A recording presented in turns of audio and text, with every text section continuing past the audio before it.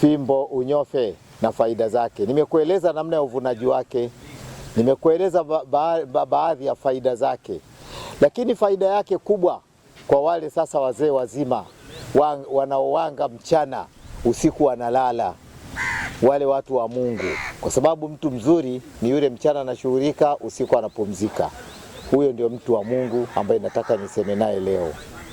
Chukua ile fimbo unyofe, ni gharama na ni ghali kweli kweli. Manake ile fimbo unyofe kwa wale wenye kuelewa wa nje ya nchi huwa inauzwa kwa dola, euro, mapesa yale makubwa yale ya kigeni. Lakini kwa wewe ambaye ni maskini, basi utapata katika hali itakavyokuwa, chochote kidogo utakachokuwa umekipata, mashallah, utaweza kuangalia na ukaweza ukajua ile fimbo unyofe inaashiria kitu gani. Fimbo unyofe ni kitu ambacho unapokuwa na ile fimbo unyofe, unakwenda katika chombo chochote, ima ndoo, pipa au nini, unachokitaka unaanza kusema. Kuna maneno ambayo unakuwa unawaambia hao mahudamu wanaokuletea hivyo vitu. Unageuka mashariki, unakwenda magharibi, unakwenda kaskazini na kusini. Kuna maneno unayoyasema, mimi nataka 1 2 3 4 5 6. Wako watu waliokuwa wanaishi Uingereza. Nafikiri wewe Sheikh Athmani Idrisa utakuwa ni shahidi yangu hapo Uingereza. Uliniambia kwamba ile fimbo unyofe ulisahau akaiokota rafiki yako Msomali. Huyo Msomali yeye ni mtu wa tablighi, mambo ya dini. Ulivyomweleza faida yake, basi akataka aifanyie majaribio kwa kuwa hakuwa ni mwenye kuelewa. Lakini maajabu yake nafikiri uliyaona shehe wangu. Utakuwa ni shuhuda huko Uingereza. Fimbo unyofe ilimfanya mtu akawa kama mfalme. Leo wewe unagombea, unataka upande cheo kazini. Leo wewe una kesi mahakamani, unataka kesi hiyo ife. Hata unawafunga miguu wanaokushtaki hawaji. Mpaka wanasheria unawafunga, hawakanyagi. Mpaka mheshimiwa unairegeza nafsi yake. Unakuta anakuonea huruma, anaona kabisa wazi kwamba wewe umeonewa na unapewa haki.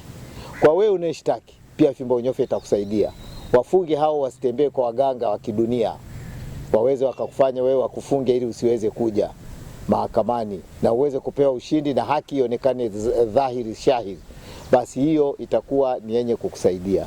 Lakini kwa wewe unayedhulumu, unaikwiba, unaifanya nini, ukitumia fimbo unyofe kwa nia ya kutaka kukusaidia, haitokusaidia. Zamani kuna utaalamu, wazee wetu walikuwa wanaitumia ile fimbo unyofe, wakawa wanajaribu kuwapa majambazi. Jambazi akikimbia akiwa anafukuzwa mwizi, akifika akiinama tu namna hii, basi pale kinaota kichuguu.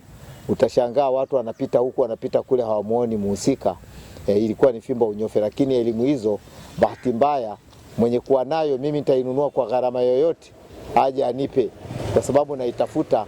Marhum babu yangu alikuwa nayo, lakini kwa dharau za ujana na hatukuweza kuipata ile elimu, tukajigusia kupata fimbo unyofe na faida zake.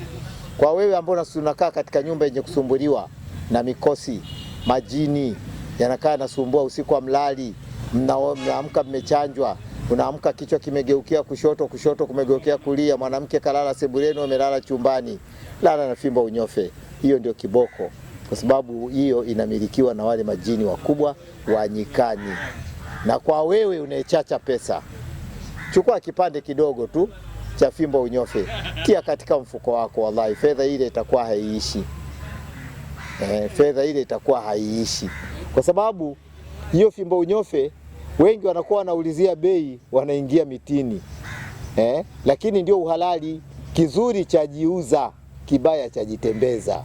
Huwezi kufanya biashara kama huna mtaji. Kuna mtu unakuta ni roko, anapenda kitu kizuri, anafikiri kinauzwa bei ndogo. Fimbo unyofe ina gharama namna ya kuitengeneza mpaka kuipata. Ile kwa fedha ya Kitanzania, fimbo unyofe, fimbo moja unaipata kwa shilingi 1,350,000. 1,350,000, ambayo ni kama takriban kama dola 400 hivi. Unaipata, mashallah.